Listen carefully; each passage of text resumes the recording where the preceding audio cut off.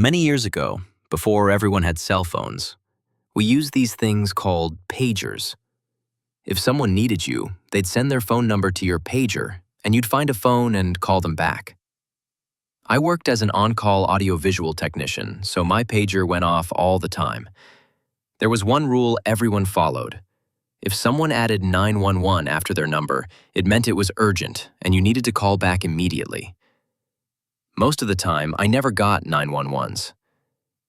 But one afternoon, while driving from Orlando to St. Petersburg on I-4, my pager went off with a number I didn't recognize, and a 911. I quickly took the next exit and pulled into a small truck stop outside Plant City.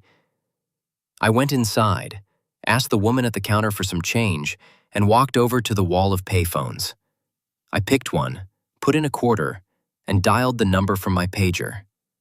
It rang, and rang, and rang. I was starting to get annoyed. Who sends a 911 page and doesn't answer? That's when I noticed another phone nearby was also ringing. I pulled the phone away from my ear and realized one of the other payphones, just 2 phones over, had an incoming call. I hung up my phone, and the other ringing stopped. I walked over to the ringing phone and picked up the receiver. I looked at the phone number printed above the keypad.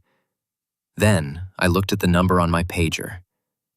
They were exactly the same, except for the 911. That gave me chills. I went back to the counter and asked the girl if she'd seen anyone else come in and use the phones. She said no. I was the only one in the store for at least an hour. At that point, I just wanted to get out of there. I felt weird, like something was off. I got back in my car and kept driving. About 10 miles later, I came upon a horrible accident. A tractor-trailer carrying steel had crashed. 4 cars were involved. The steel had come loose and caused a huge mess. Police and paramedics were just getting there. I pulled over to help, but it was clear that the damage had already been done. To this day, I don't know who paged me or why. But I do know this. If I hadn't pulled over when I did, if I hadn't spent 15 minutes at that truck stop, I might not be here to tell this story.